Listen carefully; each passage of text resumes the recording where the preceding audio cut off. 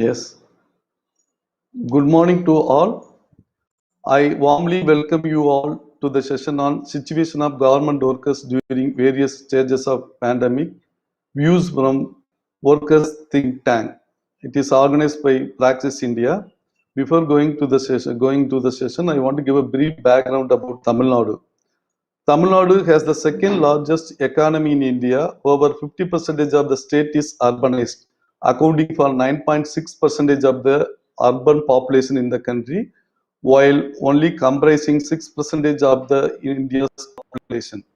Services contribute to 45% of the economic activity in the state, followed by manufacturing at 34% and agriculture at 21%.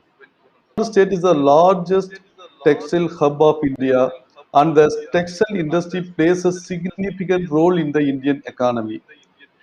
In the post-liberalization era, Tamil Nadu has emerged as a front runner in attracting a large amount of domestic and foreign investment in the textile industry. It has a strong production base and accounts for about one-third of textile production in the country. Textile industry in Tamil Nadu accounts for about half of India's total spinning mill capacity. According to the statistics given by Government of Tamil Nadu in 2019, out of 3,376 spinning mills in India, almost 60% of the mills are located in Tamil Nadu, providing employment to nearly 300,000 workforce. It's also the home to the largest knitting industry and it has the big Tirupur, which is the major hub of knitwear exports in India, contributing 40% of total knitwear exports, of which more than 9 cotton-based garments. Tirupur cluster generates gainful employment to more than 600,000 persons directly. There are other indirect workers involved in the process.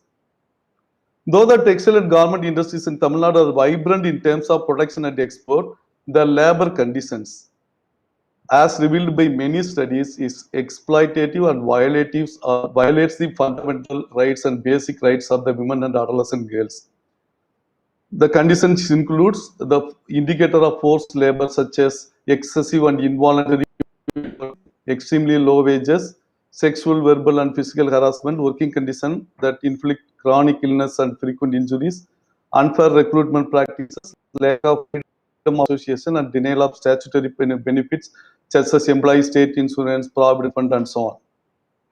The feminization of industries is another major challenge in the workplace. And the role of trade union as far as the textile and garment industries are concerned is very minimal in raising the voice of the workers.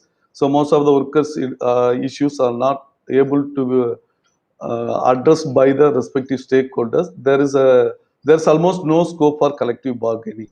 So this is the vulnerability. So already there is the vulnerability, and the COVID, as we all know, the unprecedented situation created a devastating effect both in economical and health of the workers.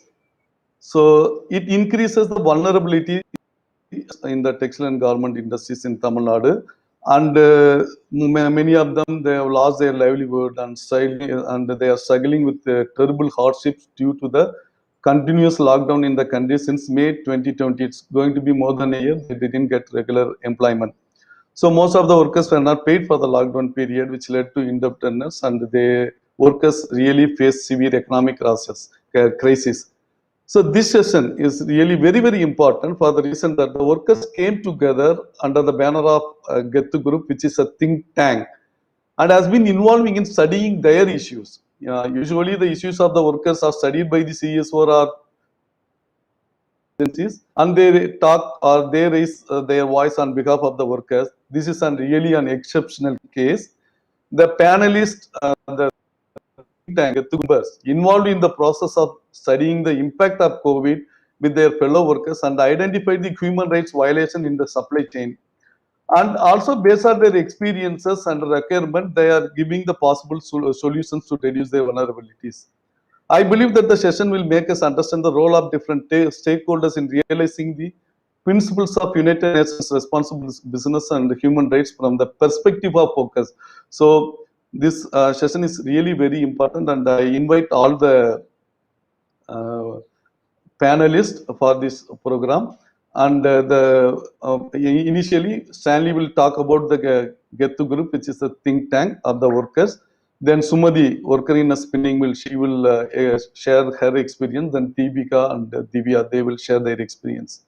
Then after that, we will also have discussion, and we have experts like in Noreen from Lourdes Foundation and Tom Thomas from Corporate Responsibility. So they will share their views. Then finally, we will, with the question and answers, we can conclude the session. So once again, I welcome all the people, and also I thank the panel part of this wonderful session. So I invite Stanley Joseph for giving a brief introduction about the Gettu Group. Stanley? Yeah, thank you, Bala. To introduce about Gettu Group, first I will start about some of the background of why this Gettu Group has been started. The hegemony of pattern of work, wage labor, and gender aspects has created an unequal bargaining power between the labor and the capital. The unions basically provide a mechanism for dialogue between workers and employers, but there are lack of trust and cooperation between the two groups can result in conflicts. But the collective voice of workers, mainly trade union, is passing through a phase of transition due to lack of relevance in emerging global business. But the voice of workers are very much important. So with the context in mind, in the year 2019, we started to engage with some of the workers to find out how their voices can be heard.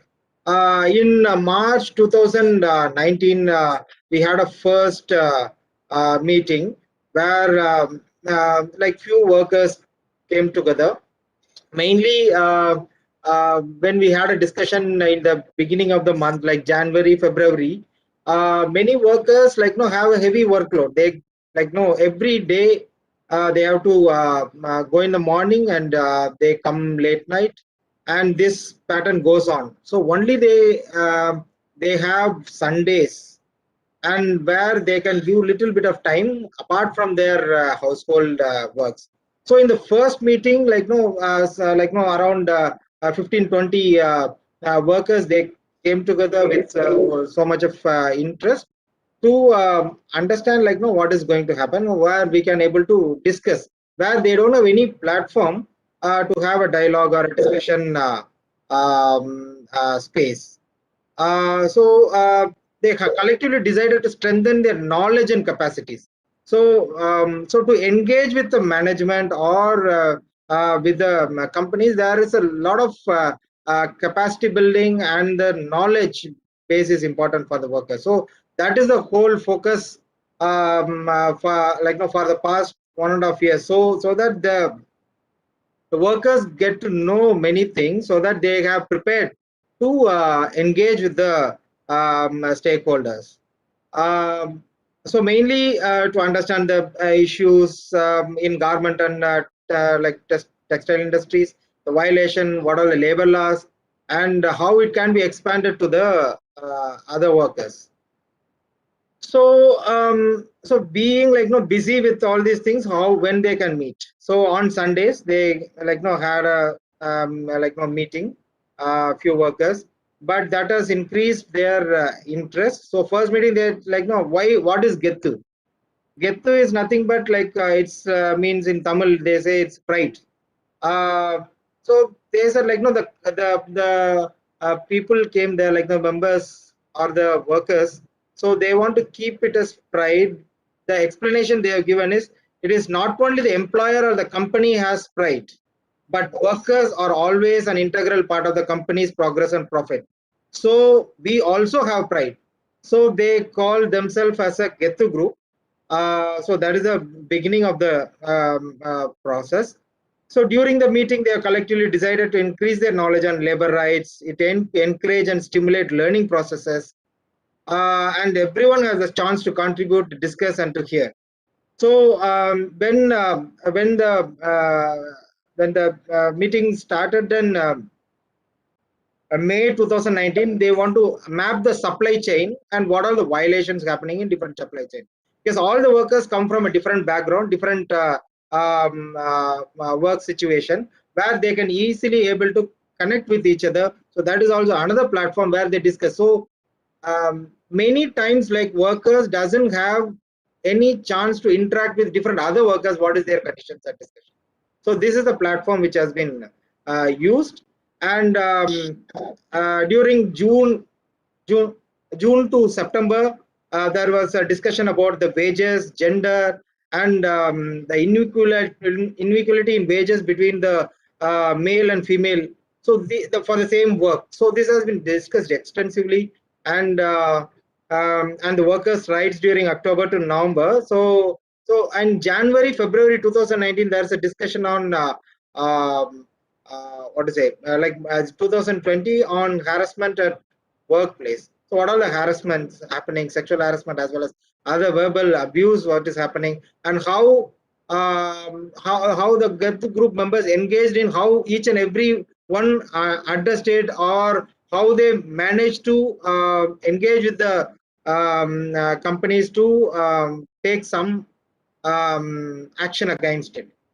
So in March 2020, that's about like no EPF, like no Provident Fund related, ESI, menstrual hygiene, and sexual harassment issues. In depth, they had a discussion, and this is not just went on a discussion, but they have started engaging with other workers when they go back to their companies as well as to their neighborhood. So this is like not like a traditional union kind of approach, but it is more like a knowledge and capacity building, where it is like a slow ball kind of activity. So in 2020, April 2019, COVID first wave started, and it has created a lot of trouble because of the heavy lockdown at the national level, as well as like it continued for like no 2 months continuous without any break of lockdown. So during that time, the workers' issues, they like which need to be captured. So Gethu Group played a various role and vital role in understanding different issues. As they are themselves are workers, they can able to speak out during different webinars in the May. That is the first time they are engaging with the outer world, as well as using technical facilities. Um, so during this lockdown time, they also understood different other issues related to wages, debt, and loan, and long working hours, and after effect of the COVID first wave lockdown. So this has been discussed, and there is a there was a initiative called Collect, which was gathering data about workers working in garment and other industries like construction, mainly focusing on garment industries. Gethu Group took an active role in capturing different issues and taking that at the policy level. So then it also doesn't want to limit to a one district or two districts. So they want to expand it to different other districts like Tirupur and Erode, and so there are also small informal group members coming together, having a discussion and having some kind of virtual meeting. Even though they have a little bit of technical difficulties, that has been managed. So some peer support has been given, like how to use Zoom or web-based platforms. So many participatory study by workers also happened in January and February.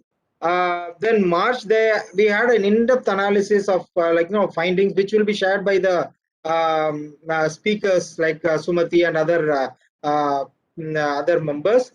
And now we are in the verge of COVID-19 second wave, and it's very heavy, and it has a lot of issues related to health and safety. And apart from that, it has also effect on the workers' issues, mainly related to wages, their work situation, and many people can't able to get to work back because there is a slice down is happening in many companies. So these are many things which is being captured during this time, and discussion is happening and going on. So with this note, I'm just finishing my thing. So it's usually this process of this get the group involvement and workers think tank is, it's a very evolving process. It's not like a project. It is like evolving process in natural way and slow process. But the transition over the period has created a lot of learnings. And thank you very much. I think Sumati and others will give you a lot of insights. Thank you.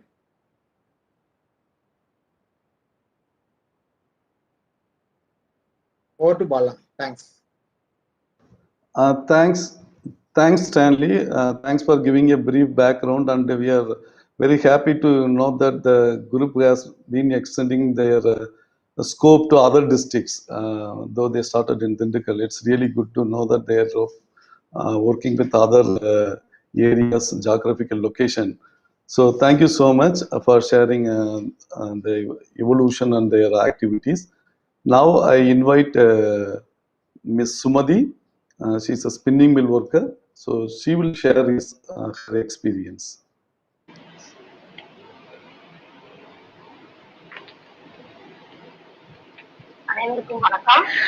Good morning to everyone. My name is Sumati.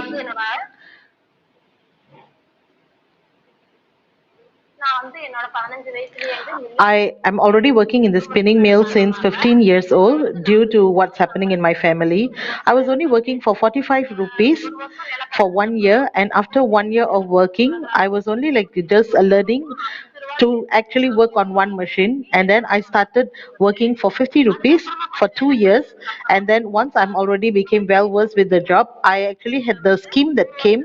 I was actually working in that particular scheme for 3 years, and they said they will give 58,000 rupees. And then I was actually like working for that company, and I started working in that company, but I was not able to complete the 3 years. So because that I'm not able to complete, I only took half of the amount and then I left.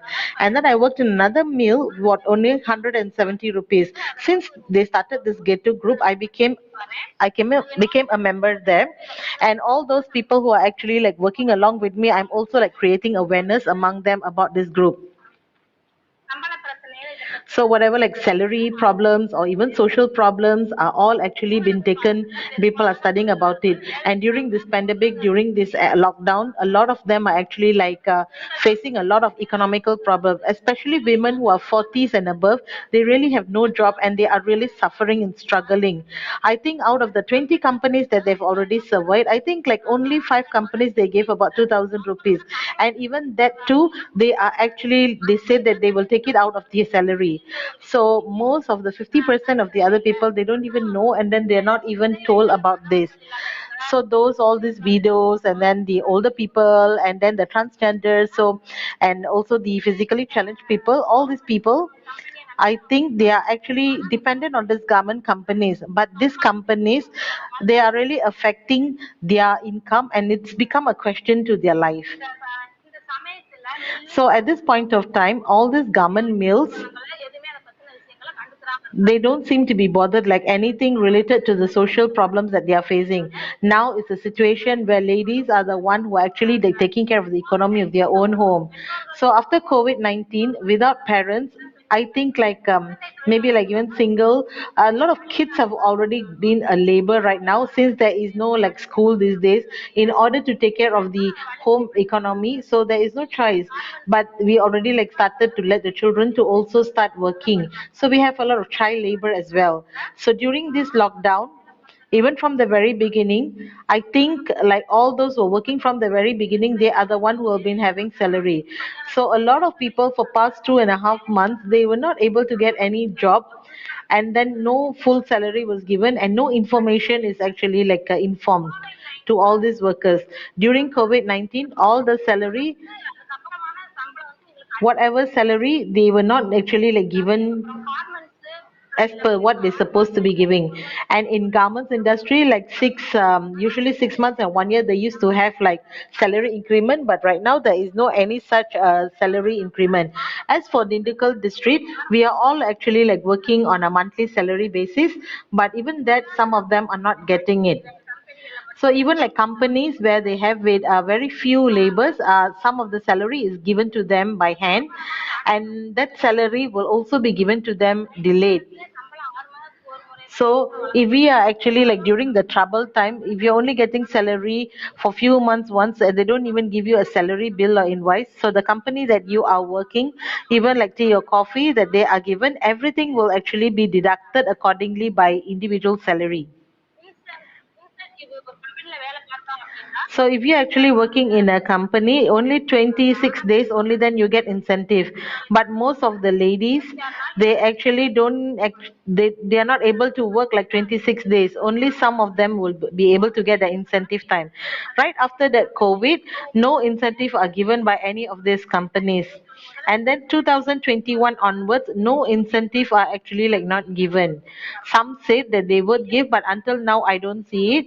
Even like Provident Fund, only those who are actually like working, they are only given by paying it to the bank. Only then if you don't take any leave for one whole month, only then they will give you like Provident Fund. Now those people who actually have got Provident Fund, they do not have any kind of evidence or any proof that the money is actually been contributed to any bank. So usually they will be given a password, and then you're supposed to like key in to find out the amount. So most of us, we don't even know what is the Provident Fund is there. And during COVID at Dindikal district, so PF advance is actually not given by any company.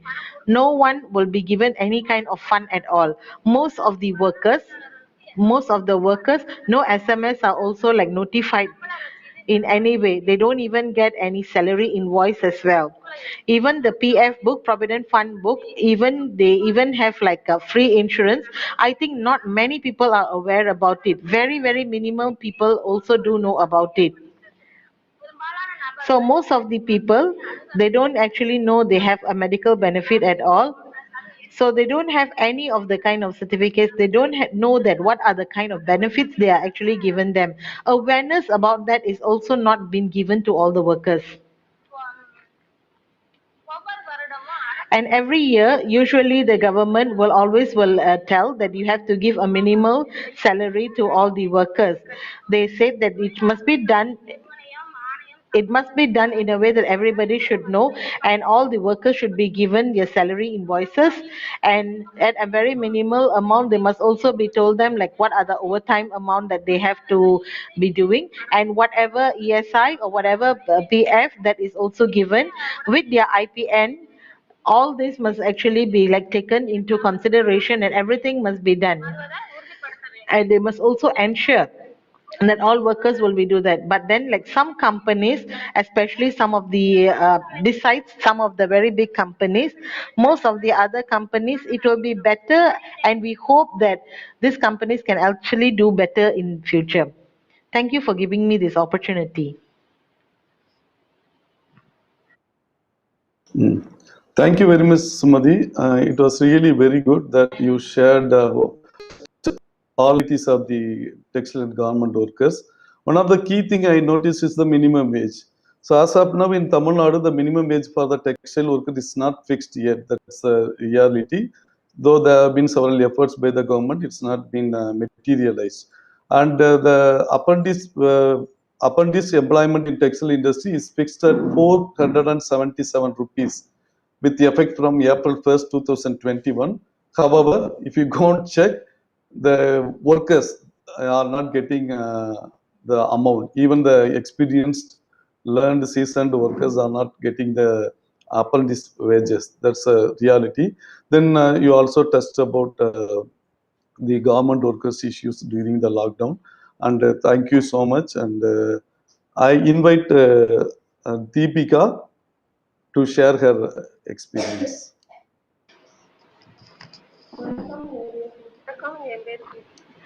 Hi, greetings to everyone. My name is Devika. I am 25 years old.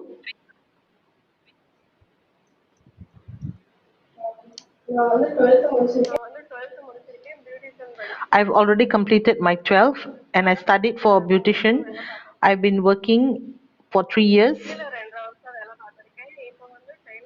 Right now, I'm actually working as a tailor for the past 3 years. my other colleagues, all those people who are actually like working around me, they are all working in garments and mills just like me.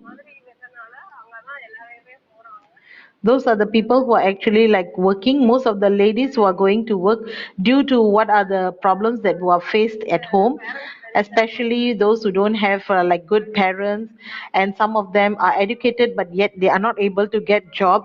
Some of them who are not able to further studies, so they have no choice but to work at mills and garments.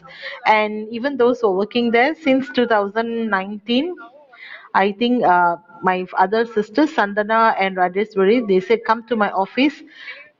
We have to come to my office. I have a lot of things that I will actually have to clarify with you. I went there with a lot of fear, and then when I went there, I saw a lot of other workers who are like me also who attended, and then we actually sat there and we talked about all our what is actually that we are facing. We were talking about all our ups and downs, and they also started clarifying to us. They are also say that being a woman, we also have to be very bold.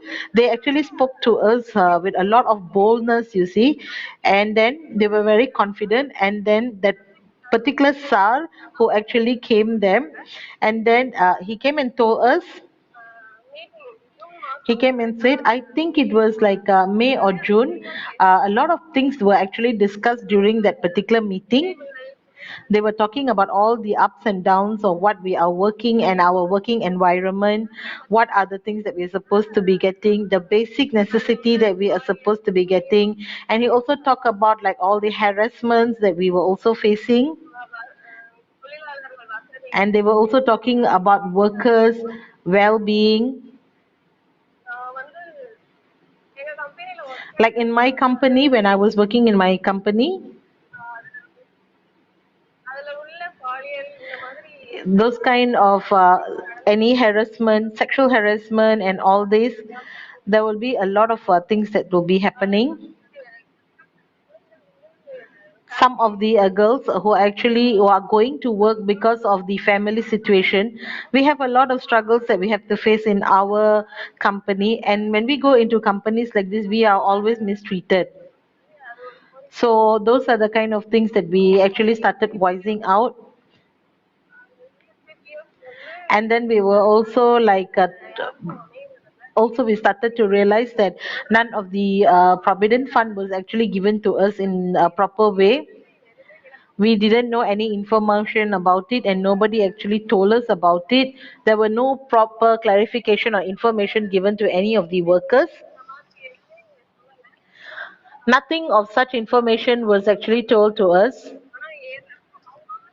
All our account, we don't even know what is in. They will actually like put in any kind of whatever kind of income or whatever kind of things that they put in.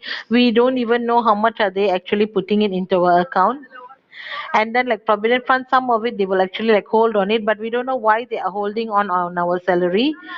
So if somebody so actually like want to find out, and then when we came to this meeting, then they said that all this is something that you are supposed to get, like ESI is something that you are supposed to get. We don't even know anything about it. So we really don't know what are they actually doing with our fund. We have no idea about what's going on. Once I came out of the company, then because I have like some problems, I had to undergo an operation. But that point of time, ESI, they didn't actually give me any aid, because so I really didn't know. I was working at that company. They said that only when you're working in the company you will get to, you entitled to do that. So they said when they have a card, and then they said they can actually use it. So they didn't actually like give us anything like that. Maybe they could have given us a card like that. And the same thing goes to like PF. I think a lot of people, I mean those people who are working there, if they actually have like any problem, if they have any misunderstanding and then they walk out of the office, the PF will actually be like hold on, and they will make us go and ask them and beg them and make us go through difficult times before we even get it. Only after like after 6 months, let's say if I quit job, and only like after 6 months or what, that's when we will get our PF money. So when we are there, I think they should actually give us to us timely. when we are still there. This actually happened in Eurode, Karur, and Erode. All those people who are working there are mostly under contract. So sometimes like we don't have job, and then like sometimes the buyers timing is also not right. If they say like 15 days, and then they will only like give you job like for 10 days, and then the work is not worth for what you are paid for. So they should be giving us like a permanent job, and maybe salary should also be given rightfully. And then the government, I think they should also I think government should also like set something for them to actually follow, or guidelines given to them. And at the same time, like during corona, like all those things, a lot of workers are affected during corona. I hope that a lot of people who didn't get their ESI or their PF fund, and most of them are actually out of job, and a lot of works are really struggling. And at the same time, one of our long time loss, you see, the supply chain of our garments and human rights are also affected. All this must actually be taken care. And at the same time, I think government should also give them a proper guideline, and maybe should let them follow and abide by that. This kind of situation or better situation must be formed, and workers should also be given an opportunity to voice out. And thank you for this opportunity as well. Oh, thank you, Deepika. You nicely explained the gaps in accessing the entitlements, statutory entitlements such as Provident Fund, Employee State Insurance, and also you highlighted that there are harassment, sexual harassments in the workspace. And also you clearly made some of the clear recommendation to the buyers, because the purchase practice that they are giving very short term for getting the orders, so that the burden is on the workers. That's how it happened. So you also clearly made it, purchase practice should be changed, and enough time for the product, making the product should be given. And for government also, you made it very clear, like, PF and ESC should be given to all the workers, and proper guidelines should be given and monitored. And thank you so much. And now I invite Ms. Deepika to share her experience.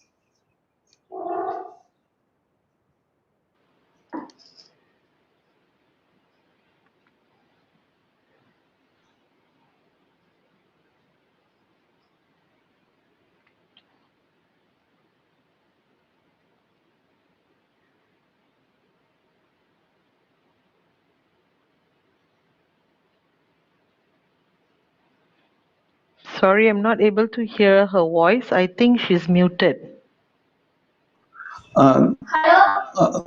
Divya check பண்ணிக்கோங்க mute பண்ணிருக்கா அப்படின்னு.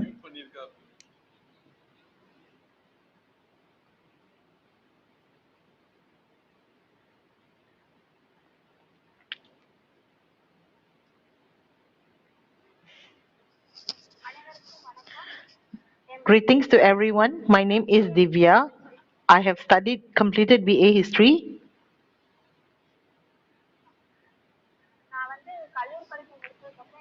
Once I've already completed my college studies due to the problems in my family.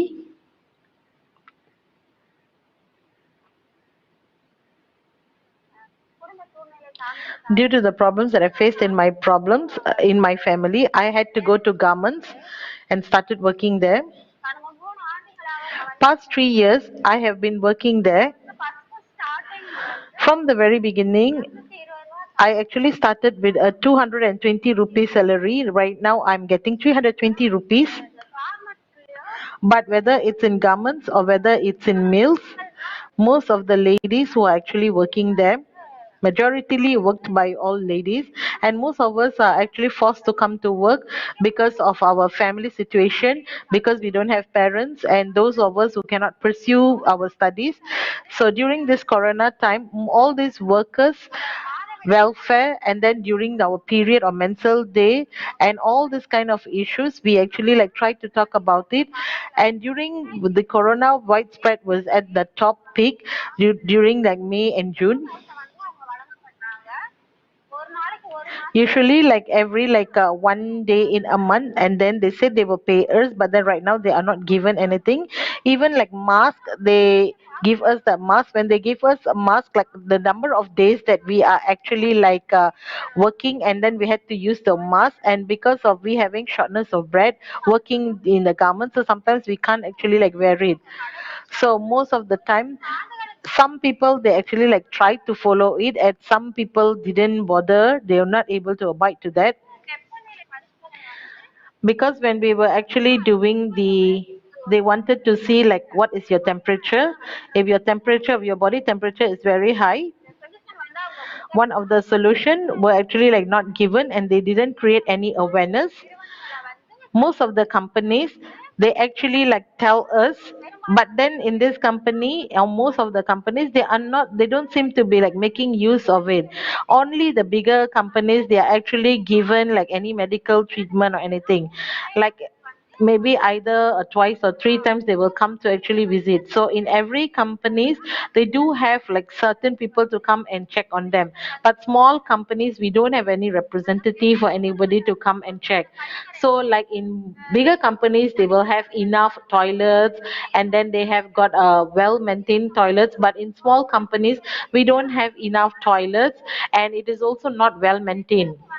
And for ladies they face a lot of different kind of problems, especially during menstrual days. That is one of our biggest problem, and those who are actually like staying in the hostel, they are very badly affected, because while they are working during working time, because both a men and women are actually like working together, so sometimes we can't even ask for extra things. So even when we have like heavy menstrual days, sometimes we can't even get a half an hour permission.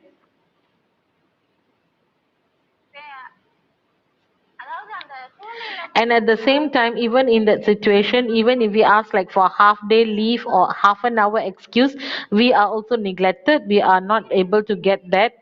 So those who are actually like staying in the, sometimes they will actually, they you see people who are actually living in the other hostels, they are given medication, and then they also like ask them to give you some rest time. And then when they give you that medication, they don't even tell you what are the side effects, and then they don't even create any awareness to them. A lot of ladies actually like facing a lot of problems. Sometimes we undergo a lot of tummy problem and pain, so sometimes they can actually give us some time to rest. So sometimes when we rest, they check on us on the CCTV, and then they will ask us why you are not working. So some people because that's too much of workload, a lot of people even with the menstrual pain they will continue working. And because of that they are so afraid that they will be get scolded, they don't even go to the washroom. So because of this, a lot of them are actually facing a lot of problem in their bladder. So especially during the menstrual period, when they are checking in, when you actually see, sometimes we feel very shy to tell anyone. At that point of time we just don't know what to do. Sometimes when we want to go and ask them, can we have, even if you want to get napkins, sometimes when you see there are men who are the one that you have to go and ask, we have reluctancy to go and even ask them. So most of our problems are faced a lot by the ladies. Like even in the bathrooms the water level is very low, and when we are actually like working, a lot of workers during the menses time, napkins must be actually like given to them, maybe that will be able to solve some of their problem. But even at that point of time, and they will actually like ask you to work without giving any rest. So I think they should also be given some awareness for everyone, they should be given some rest. I hope that they have to create a lot of awareness about how to handle people during this time. And then like even ESI and all that, nothing is given to me. Even when we go to the toilets, although we have got boys and ladies toilets, most of the bigger companies workers, you can notice that they have very big toilets and all that, but in small toilets we don't have that. So that actually like causing a lot of problems, because sometimes even if we want like normal medical aid and all that, we don't get it at all. When we are working, I hope at the exact time, I think if the workers are really not feeling well, maybe when they are in a lot of pain, maybe they can give them like half an hour excuse for them to take rest. So we actually go through a lot of emotional and physical pain. You see, we are all coming to work because of family situation, and we don't even take any leave, even during the menstruation time. Although with all the problems that we have, the pain that we have, we still come to work, and we expect that we will be given something extra, but nothing extra is given to us. So when this is actually not happening, so we are working with a lot of pain and suffering. I feel like there is no ending to it, and we really feel very bad about it. Like during overtime, sometimes when they will ask us to work overtime, our we are actually like affected physically. Our problems are even more at that point of time, and our body condition also is very much affected. Like in the bigger company, usually they will take a few important steps. They will tell you like you have to take care of yourself, so they should give us some hope. I hope even the small company should also give us better hope for us in future. And thank you for this opportunity. Thank you, Divya.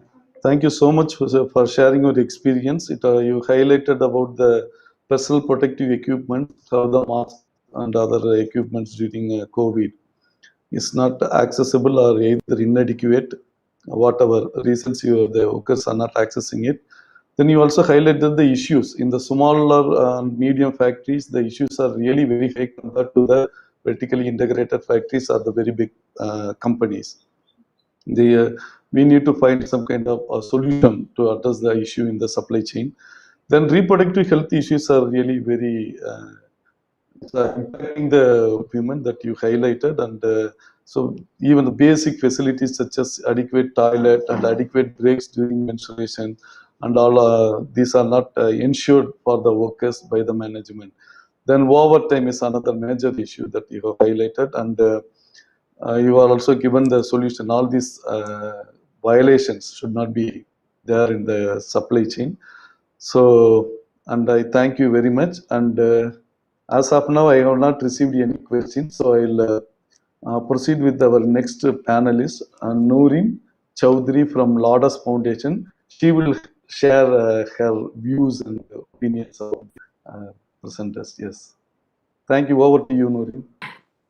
Thank you, Dr. Rana, and thank you, everyone. A very, very special thanks to all the speakers today. It takes a lot of bravery and courage to come forward and talk about the challenges that are being faced by the millions of women that have built, and men that have built this industry. I'll just give you a little bit of background.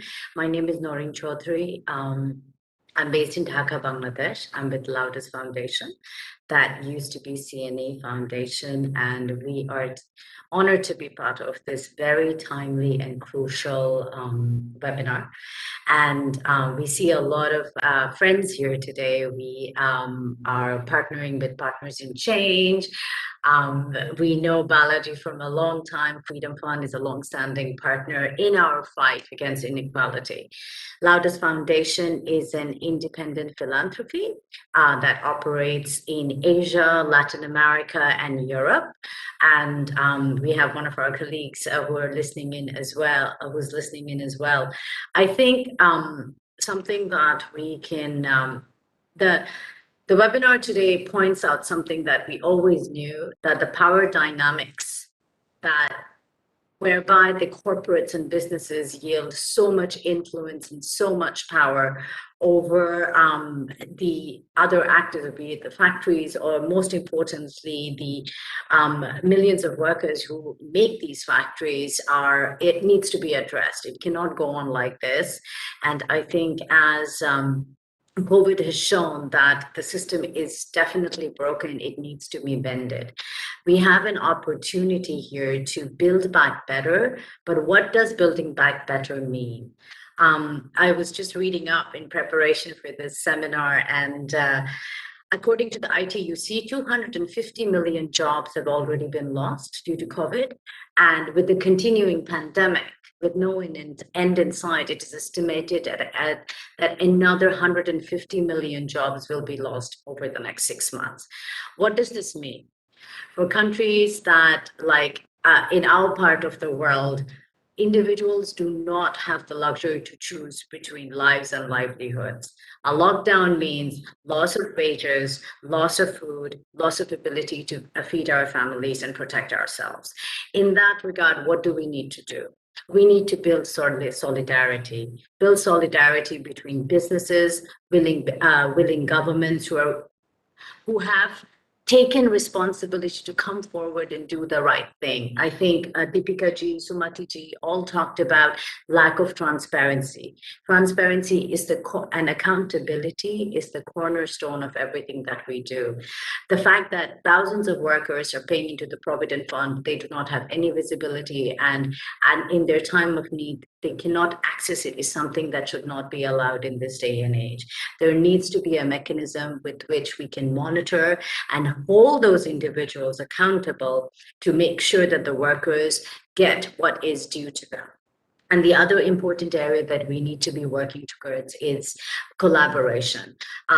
Recently, we partnered with 15 like-minded donors, 11 CSOs, and grassroots-based organizations, workers' organizations, to build better social protection mechanisms so that they serve the workers in the construction sector and in the textile sector. These particular initiatives are particularly important because they're homegrown. The individuals and the beneficiaries and the most impacted communities are part of the design process, and this needs to be done far more aggressively than it's ever done in the past.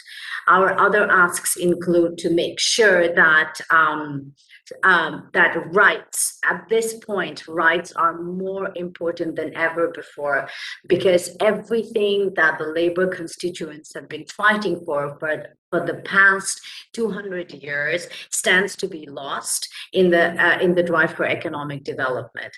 Solidarity, in particular, the rights to organize in collective bargaining, has to be there.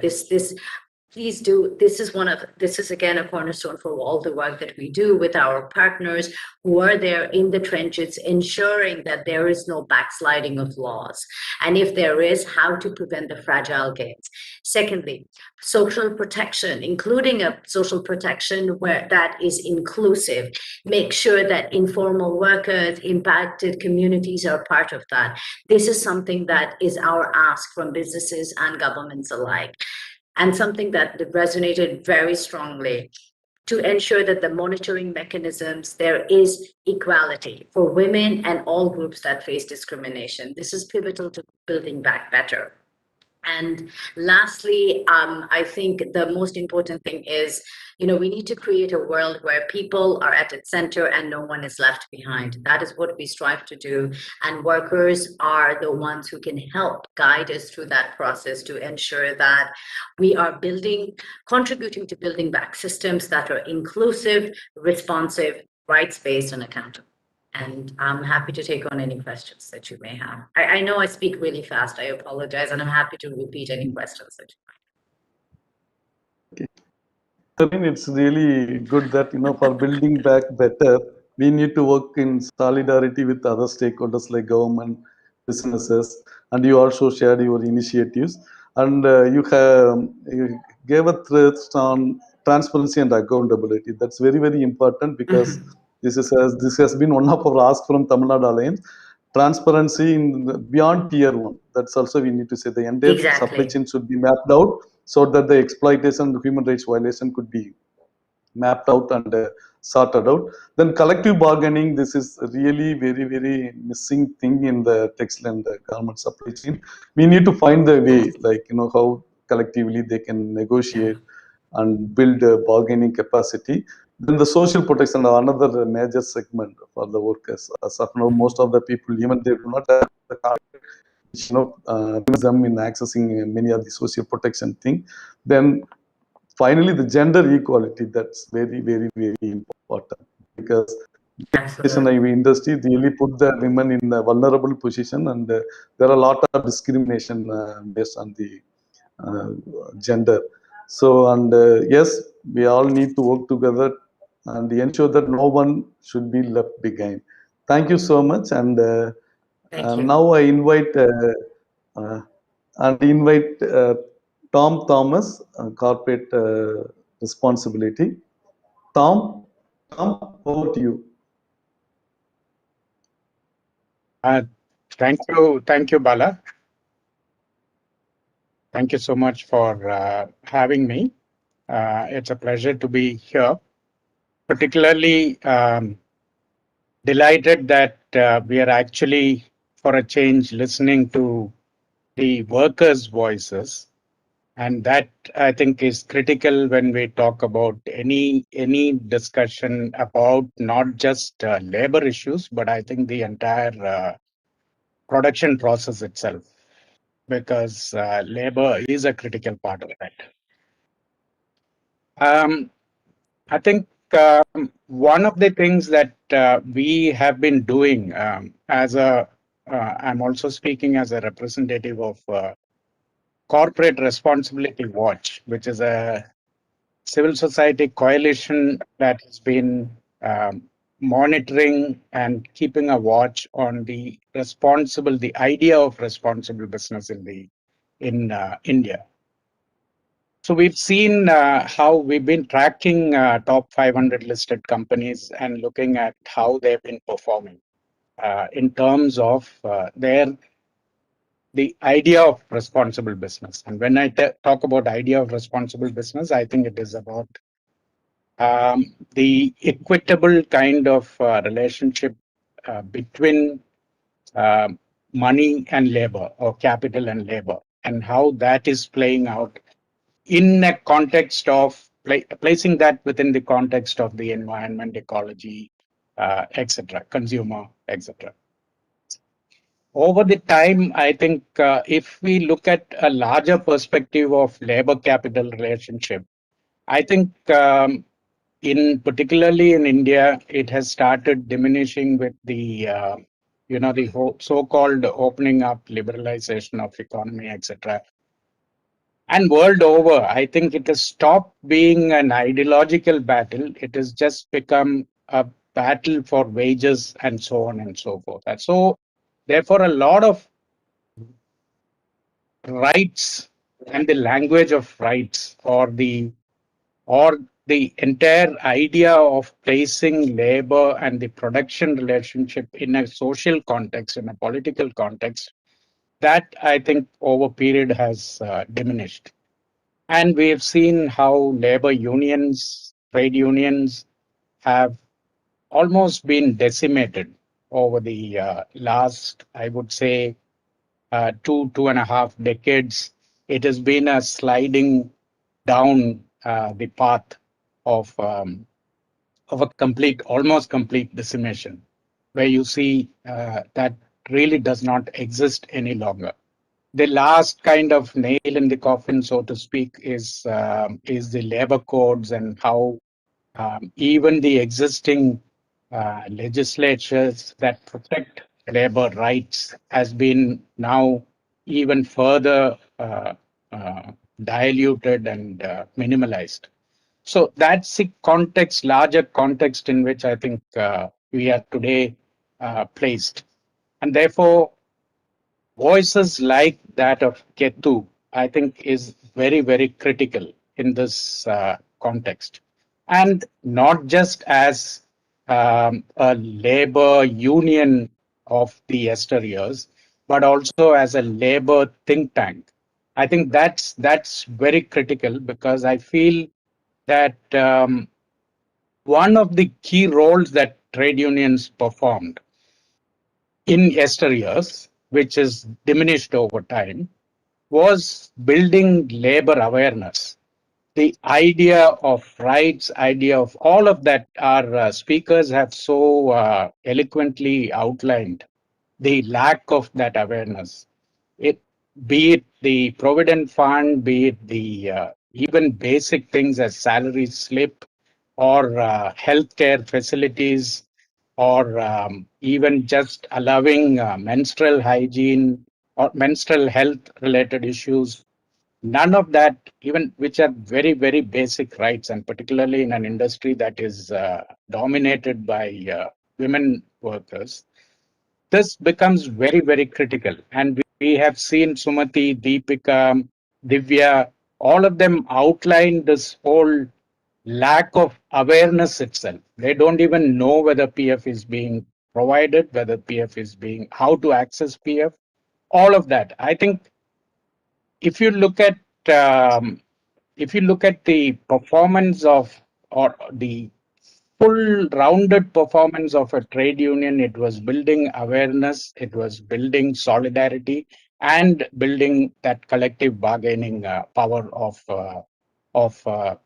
the labor as a group, which I think is lost over time. And I think it's always immense pleasure to see that groups like Getu is filling that gap and bringing in that whole idea of labor awareness, labor solidarity, and negotiations, and so on, so forth. I think, however, as I think I would end by saying what Noreen underlined. However old-fashioned it might look, I think a labor capital negotiation, there is no alternative to awareness, solidarity, and collective bargaining power. I think that is very, very, very critical. And thank you very much for having me. Happy to take any questions later on. Thank you very much. Thank you, Tom. Thanks for sharing the thing. You really highlighted the dilution of labor legislations. You know, there were 44 labor legislation. Now they are amalgamating into 4 codes. So most of the rights of the workers are diluted. And the another important thing that you brought is the building awareness. The trade unions in the yesteryears, they have been involved in the awareness among the workers, and they created awareness about their rights and entitlements. Now there is a lack of awareness. Almost it's obvious from the 3 presenters. So now the think tank like Getu, and it has to be replicated or expanded to build the awareness and knowledge base, so that they can involve in the collective bargaining and negotiation with the mill associations as well as with the businesses. And thank you so much for bringing these important critical issues. And as of now, I have not received any question. One question: how do companies respond to those workers who demand for their rights? Are there instances of companies dismissing these workers? So any one of the member panel can take it up.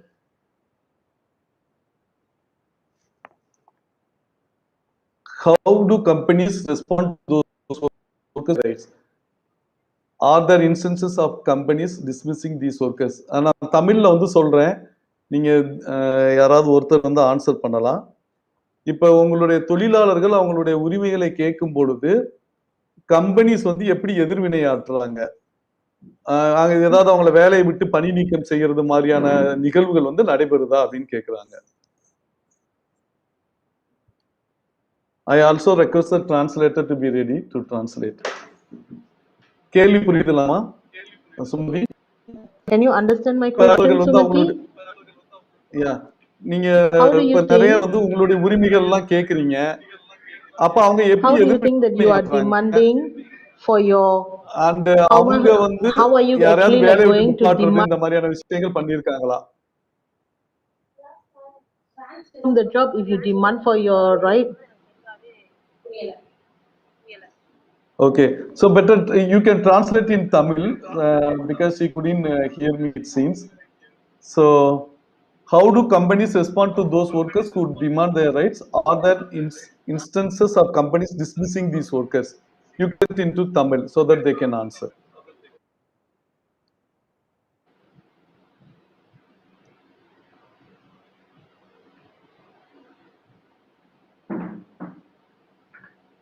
Can you please translate in Tamil the question?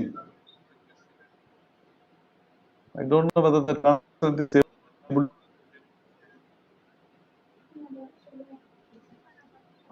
சொல்லுங்க. Can I give an answer? Yes, please. Usually like corona time, like even like 1 month ago, they were actually started giving us a lot of overtime, and we already told them that we are not able to work regularly like this every day on a daily basis. We cannot be doing OT, so we actually told them that we are not able to do it.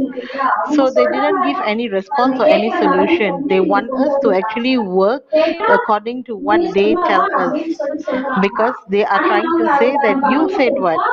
So when we give them an answer or we ask them for a demand, they will not answer us. They will not actually ask us what our entitlement. They will just tell us that, you know what, I'm giving you this overtime only for your own good, and they will try to convince us. Even when we have meeting and we actually like talk to them, they will either scold us or they will either remove us from work.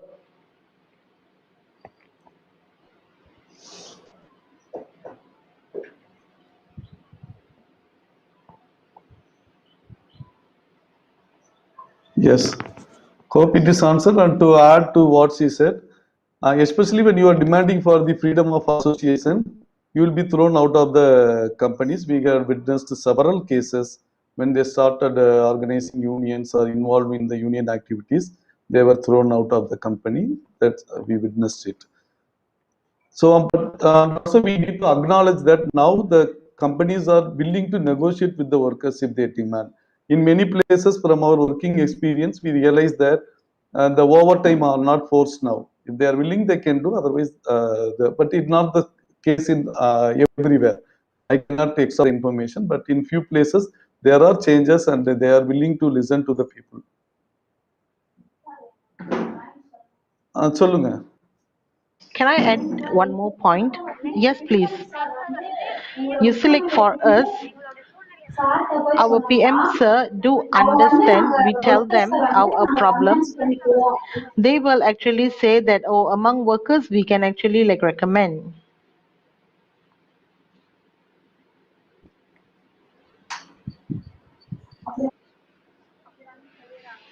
So they will say that whatever service, when we are doing overtime, the days that we do, like the last time they said that it will be good if they given some extra things. So maybe you should just give us an extra break. Say when we give you break, that means you're taking extra time. But whatever we demand or ask them, they said they will do it, but then at the end they don't do it.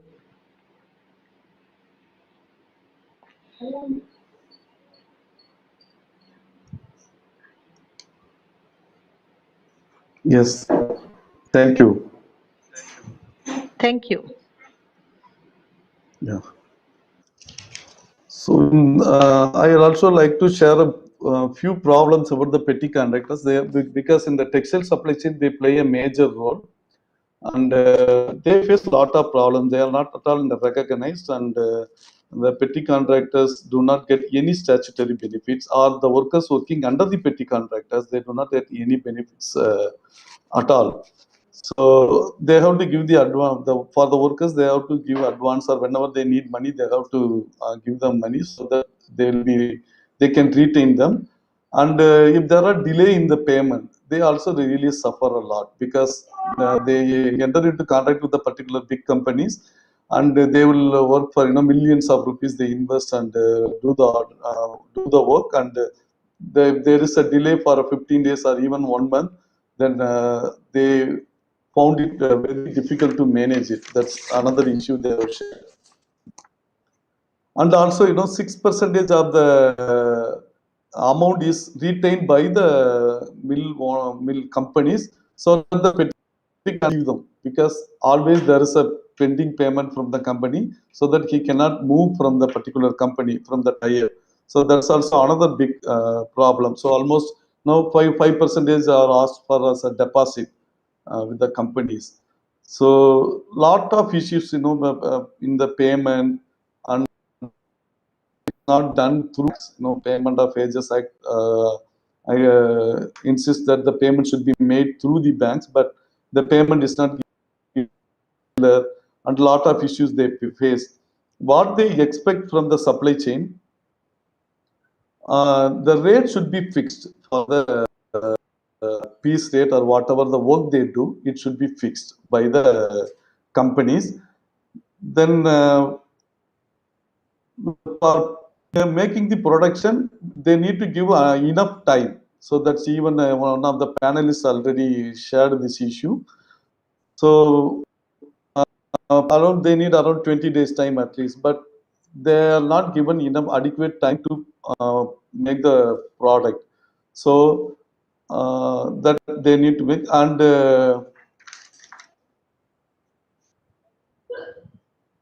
so regular work, that's another thing. So regularly the work should be given to them. The payment should be paid in time. So once the product is handed over, goods are handed over to them, the payment should be given. Then there should be a recognition for the petty contractors. So there should be a proper agreement between the companies and the petty contractors. And moreover, the workers working under the petty contractors are living in the miserably poor working living conditions. So if they can make housing facilities for rent, then it will be useful for them. So they need they can be form an association. They should be provided as an association, so that the companies, they will not have any problem in accessing them. So this is the expectation from the petty contractors. So this one of the panelists, he spoke in the video that's uploaded in the Twitter. So I'm just summing up the key points.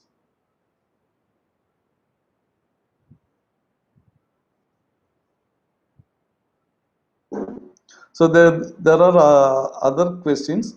What are the global good practices that these companies can adopt? Maybe Nooreen can, either Nooreen or Tom can answer. What are the global good practices that these companies can adopt?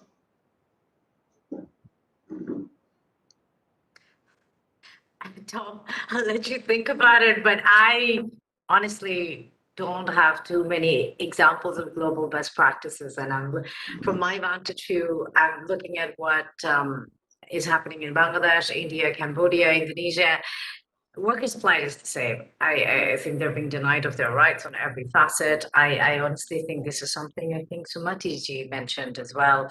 I think holding brands and buyers accountable, especially for the purchasing practices, is now is the time for it.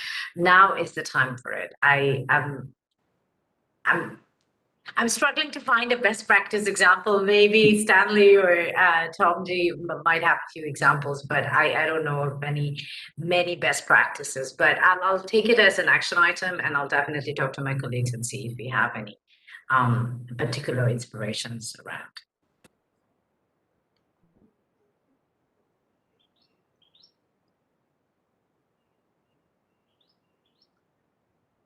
Maybe one case study I can share. The Dutch brands, they have developed the tools for mapping out the supply chain, their supply chain beyond tier 1. So that could be, how far it is implemented, whether everything is in right track, I do not have an answer, but they have developed the tool to at least map out all the stakeholders in the supply chain. That's really a good thing. That could be replicated. And now there is another global initiative with the Tamil Nadu Alliance and other brands. They are entering into the Tamil Nadu Alliance called for a declaration with the brands. Basically, 5 points they are highlighting. One thing is about the transparency beyond tier 1. So all the brands, those who are signing in the declaration, should ensure that they should map out the the map out all the suppliers beyond tier 1. Then sustainable and fair purchasing practices. That's another important thing that we are highlighting. Like the fair purchase, because we want changes and changes inside the workplace, and we want to eliminate all kinds of human rights violations. So in that case, there should be a adequate business for the people to invest in the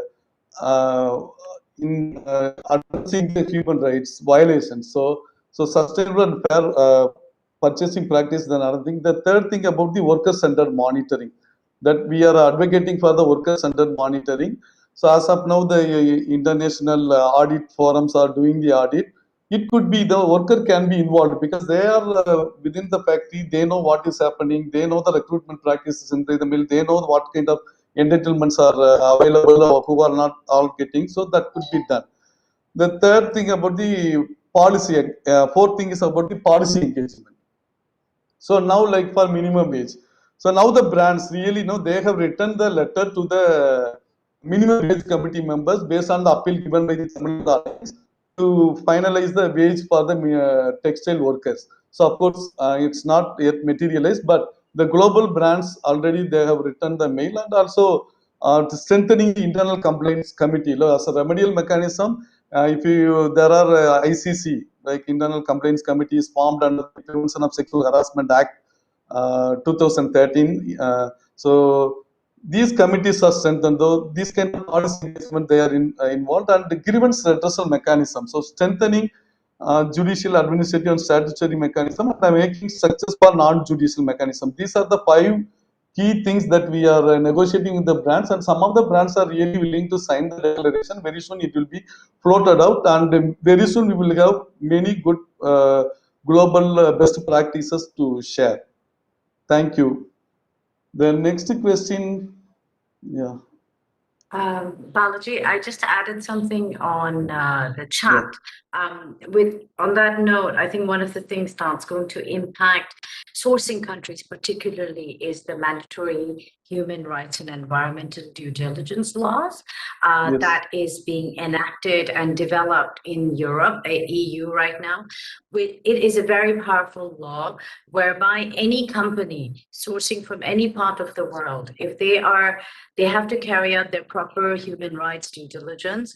And if they're found violating human rights and environmental rights anywhere in that supply chain, that EU-based company can be held accountable in US courts. It's one of the most sweeping laws in corporate accountability that has been developed in recent years. And I put the link on the chat, and I think this moves us in a step forward of linking what is happening on the ground with regards to inequality and unpaid and violation of rights to what is seen and what are the conversations happening at 3000 level in Europe. So I think it's a welcome opportunity, and Loudus, along with other organizations, are quite actively investing in this space. Oh, thanks, Noorin. Then there are other questions. Thank you for the speakers. I have a question for the speakers. How do the speakers think that with the government intervention, the issue of workers' rights will uphold because of policy, always a blanket policy that might work for this sector but may not for other sectors? For example, during this COVID-19, specific sector considered not essential, and the essential sectors are not allowed to operate and closed. So can you please translate into Tamil? The translator, can you please translate so that they can answer?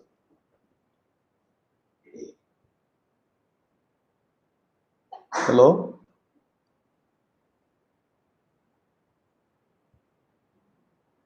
சரி, நான் கேட்குறேன், நீங்க கொஞ்சம் பதில் சொல்றீங்களா? ஆமா, இப்போ வந்து கவர்மெண்ட் அவங்களோட தலையீடு காரணமாக நம்ம பணியாளர்களோட உரிமைகள் இதெல்லாம் வந்து அரசோட பாலிசியில வந்து அவங்க வந்து ஒரு குறிப்பா வந்து ஒரு கொள்கைகள் வந்து வச்சிருக்கிறாங்க. அது சிலதுக்கு ஒர்க் ஆகுது, சிலதுக்கு நமக்கு வந்து ஒர்க் ஆகல. ரைட்டா? இப்ப உதாரணத்துக்கு வந்து பாத்தீங்கன்னா, கோவிட் டைம்ல வந்து எசென்சியல், நான் எசென்சியல் பிரிச்சிருக்காங்க. அத்தியாவசிய தேவைகள் அப்படின்னு ஒரு இதை பிரிச்சிருக்கிறாங்க. அத்தியாவசிய தேவைகள் வந்து இல்ல, அவசியம் இல்லை, இது வந்து நடக்கணுன்ற அவசியம் இல்லை அப்படின்னு சொல்லி லாக்டவுன் டைம்ல நம்ம ஊரடங்கு டைம்ல வந்து சொல்லியிருக்கிறாங்க. இதெல்லாம் எப்படி வந்து நம்மளுடைய வேலைகளை வந்து பாதிக்குது, நம்மளுடைய உரிமைகளை எப்படி பாதிக்குதுன்னு கேட்கிறாங்க. கேள்வி புரிஞ்சுதுங்களா? Then my question.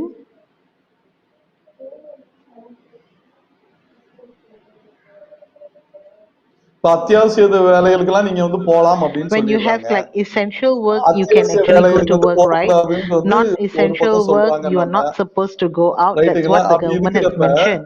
Correct. எல்லாத்துக்கும் ஒரே So if மாதிரியான that's the கொள்கையை case, கொண்டு வராங்க. இது now இப்படி do you think பண்ணக்கூடாது that அப்படின்னு ஒரே மாதிரியா கொண்டு everybody வராங்க. should இது also have நம்மளை the எப்படி same பாதிக்குது? policy?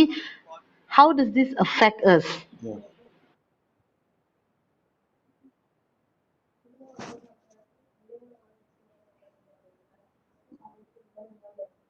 அத சொல்லுங்க.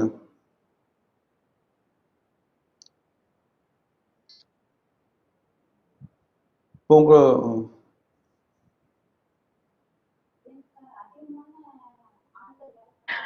No, sir. When there is a lot of people where workers are working, there will definitely be a lot of affectness over there. We will be affected.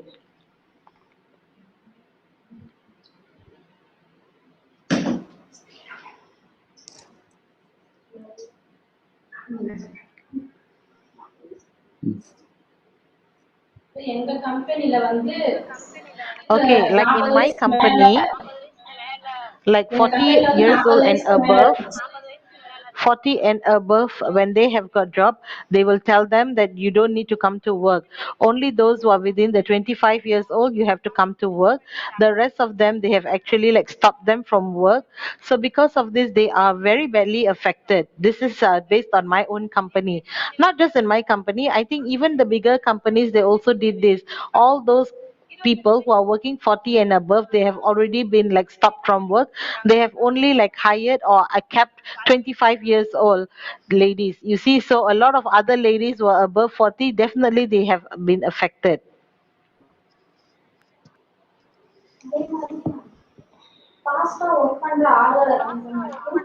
And at the same time, even like to work very fast, so they only keep all those people who are very fast and productive, and they also like give them a lot of compliment, but at the same time they also increase their working time. But for the others, at least half of them have already like lost the job. So in that situation, it's very pitiful for them. Yeah.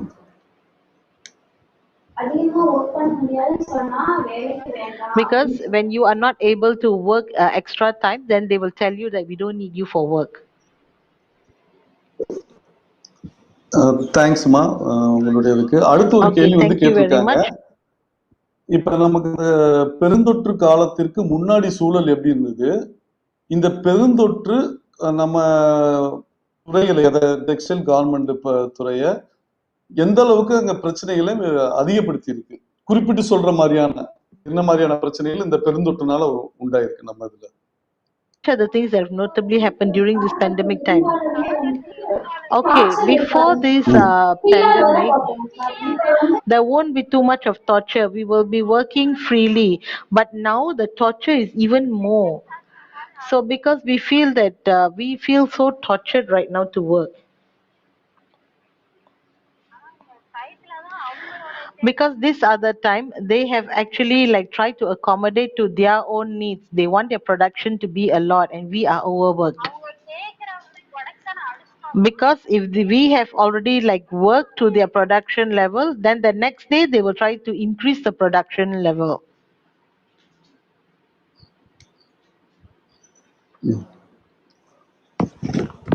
Thank you. மத்த யாராவது Okay, பதில் thank சொல்ல you. விரும்புறீங்களா? Do you have any other opinions to share?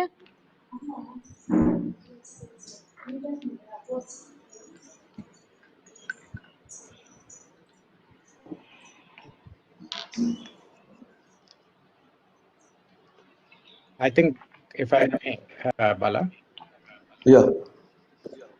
Yeah, please, Tam. I think one of the question was also about how some of these livelihoods are considered essential and some are not considered essential, particularly in the times of COVID and this whole lockdown and all of that, which is happening. I think, again, Noreen outlined this whole idea of how it becomes not an option. The whole life versus livelihood kind of uh, dichotomy or the choice that you have to make between the two is not really an option for the poor. And therefore, and yet, despite that, I think a lot of the decisions on what becomes essential, what can happen with COVID appropriate protocols, etc., and what cannot happen as we are opening up, does not seem to take into consideration that, particularly in the Indian context, we have seen how in the first wave we overlooked the entire idea of migrant workers and the workers per se, those who live hand to mouth or those who do not have surpluses to dip into, how this becomes, this choice does not become uh, a choice at all. And how governments which are meant to really arbitrate in favor of the poor does not seem to be stepping up to that role, particularly in even in emergency situations. I think that is something which needs to be underlined, and how it needs to improve, and that can only improve once two things. I think labor, the welfare state need to step up, and also the collective bargaining, because nothing is achieved without voices being heard at the right places. And the states also need to step up, and we are failing in the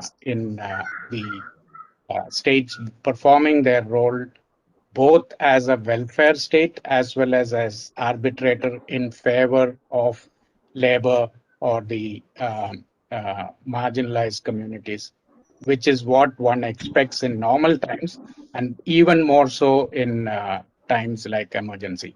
Because one of the things which I think one of the speakers, I don't remember it is Divya or Deepika, outlined is how we are in a buyer's market and not a seller's market, where labor is in abundance. And why is labor in abundance is because of this lack of choice, of this poverty. And therefore, it's connected to poverty, and at the same time need to be looked at from a perspective of worker rights as well.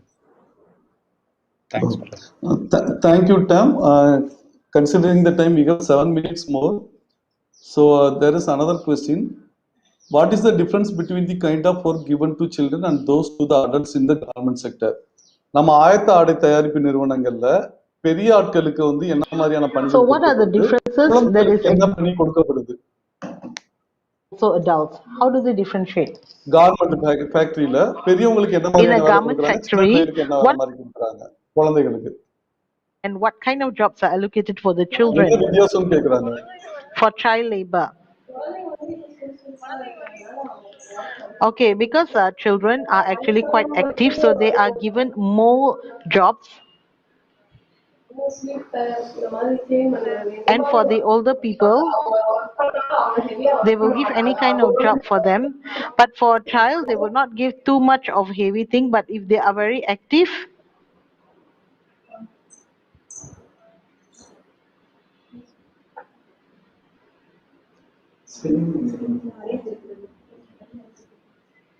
வேற சொல்றீங்களாமா நீங்க சுமதி? சொல்லுங்க. Did you say anything, Sumati? Usually in spinning mill, like any kids like who are 25 and all that, they will only be operating at the machine, and the adults adults will be doing like all that packaging, and those kind of things are given to the older people. But then even for that job, just because that they are not doing it very actively, so sometimes like when we are finishing our job, they will ask us to actually do up that job as well. Yeah. Thank you, Sumati. அடுத்து இன்னும் ஒரு Thank you, கேள்வி இருக்கு. Sumati. While the move towards environmental compliance is relatively better and moving ahead in a direction, the move towards addressing social issues is still a challenge. What are the suggestions towards addressing these challenges, the role of government, companies and CSOs? என்ன கேட்குறாங்க அப்படின்னாக்க, இப்போ சுற்றுப்புற சூழல் சார்ந்த விஷயங்கள் எல்லாம் வந்து கொஞ்சம் ஓரளவுக்கு வந்து சரி பண்ணிடுறாங்க, அது சரியான பாதையில போய்கிட்டு இருக்கு. ஆனா அந்த சமூகம் சார்ந்த பிரச்சனைகள் வந்து இன்னும் ஒரு சவாலாக தான் இருக்கு. இப்ப நீங்க ஏற்கனவே சொல்றப்ப வந்து நிறைய இதெல்லாம் சொல்லியிருக்கிறீங்க. இந்த சூழலில் இந்த பிரச்சனைகள், நமக்கு இருக்கக்கூடிய சவால்கள், நீங்க சொன்ன பிரச்சனை எல்லாம் சந்திக்கிறதுக்கு அரசு என்ன செய்யணும், கம்பெனி என்ன செய்யணும், தொண்டு நிறுவனங்கள் என்ன செய்யணும் அப்படின்னு உங்களோட கருத்து? நீங்க சொன்ன ஏற்கனவே சொன்ன விஷயங்கள் திரும்ப சொன்னாலும் பரவாயில்ல, ஏற்கனவே நிறைய விஷயங்கள் உங்களுடைய இதுல இருந்து பேசியிருக்கீங்க.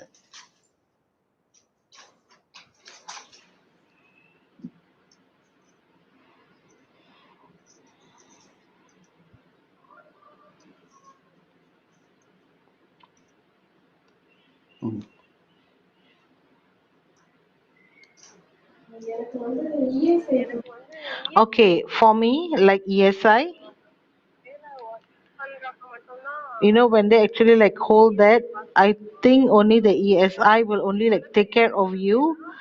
But if you're not using that money, the money will be wasted. So once I've already like completed work, and if I say that I don't want this job, if anything happened to me, I can't actually use back whatever money that ESI that was already hold previously, and I don't know what happened to it.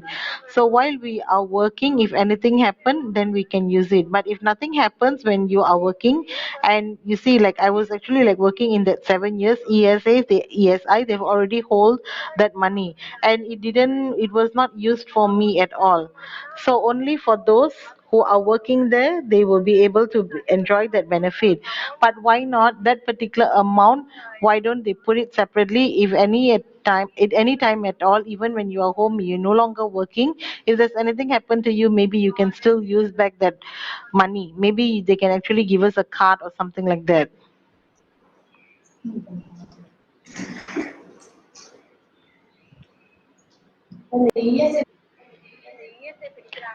Because you see, when they actually like hold on to our ESI, so that is actually during like our working time only, then you can go to the hospital and all that. ESI, if they hold, it's like from morning, they have got a time limit, so only during the time when you are working, you are able to use it. So only when they can change that timing, it will be better. Oh, thank you, Pa. Thank you so much. To add to what they have said,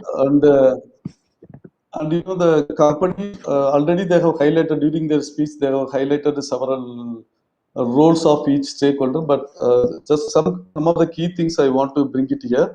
One thing about the human rights due diligence by the companies. So assessing the actual and potential human rights impacts, integrating and acting upon the findings, tracking the responses, and communicating to the stakeholders. These should be done with true spirit. So that's really lacking. So it has to be done by the businesses, and grievance redressal mechanism, strengthening the grievance redressal mechanism should be done. Like non-judicial mechanism can be done by the companies, and judicial mechanism should be strengthened by the government, that already we have highlighted. And the government has held a lot of roles in changing the policies and the legislations to address the issues of the workers. Especially the minimum wage. Minimum wage is not fixed, so they have to work towards that. And the company should ensure entitlements are given to the workers. Statutory benefits are received by them. In CSO, they have a key role in negotiating with the brands and government to, there should be a pressure group to bring the ground reality to the concerned stakeholders and make them act on the issues. And they can, like earlier Tom also was pointing out, the building their knowledge and building the awareness about their that they can do. They can negotiate. They can work. They can support. In fact, they can support the company to strengthen the complaints mechanism inside the mills, like ICC internal complaints committee, works committee, canteen committee, health safety committee. All these things they can do. So, considering the time, it's almost the time is over. So, to sum it up, it's really a very good discussion we had today. We listened from the horse's mouth, like the workers themselves. They spoke about their issues and the challenges they face and the recommendation they have given. So all of us, we have the stake. And I thank all the panelists, Deepika, Sumati, Divya, Noreen, and Tom for their experts' view. And also my special appreciation to the translator. She had done a wonderful job in translating from Tamil to English. So thank you so much. And I thank all the panelists. So whatever we have discussed here, so takeaway is that no one should be left behind in the next decade. That we will keep it up and we will do. And thank you once again for the organizers. And thank you. Yeah, let's start our work from today.